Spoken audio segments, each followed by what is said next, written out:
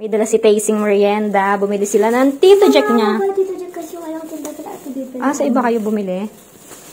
Tapos, gagawan ko sila ng drink. Magkakaiba kami ng drink. Ano to, sukle? Yeah. Oye. Ate, tatanggalin ko na yung mga ano ha. Sige, tanggalin mo yung mga hanger. Nagtitiklop kasi kami ng mga nilabahan. Tinutulungan ako ni Tasy. Kaya mag-merienda kami. Gagawan ko sila ng drink. Ng tito niya, akin. Bakit?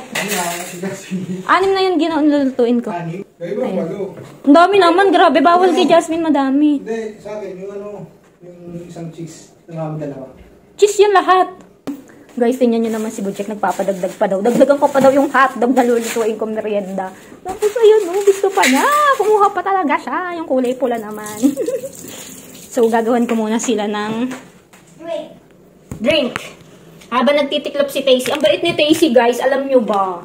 Pero sabi ng mami niya sa kanila, hindi daw yung ano, dito ang bait. Nagtitiklop ng damit. Apa. Tapos, naguhugas ng plato, sa kunyari. Sa kanila, hindi. Sa kanila daw, hindi. Sabi ng mami niya eh. Naghuhugas ako na naghuhugas ako na yun. Oo, naguhugas daw siya. Guys, narinig niyo yan, ha? So, eto kay Bujek. Ang favorite drink niya. Buti nga ito na yung favorite ngayon ni Bujek eh. Kasi dati talaga, soft drinks. Kaya wala na soft drinks, ayun na lang. Yan. Kay Tasy, favorite niya ngayon, Milo.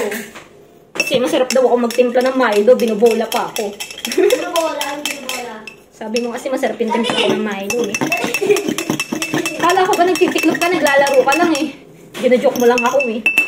Mami, ako na ito lalagyan ng tubig, guys. Kasi gusto nila parehas malamig. Tapos sa akin, Yakult. Para hindi na malamig. Kasi magluluto pa ako ng hotdog, guys. Guys, so nagpadagdag pa si Bujek. Skin ang hotdog, dalawa. Kasi daw baka daw umakyat yung ate Jasmine ni Tasy dito. Makikimerienda. Okay, merienda for today's video. Hotdog na may monay. And siomay.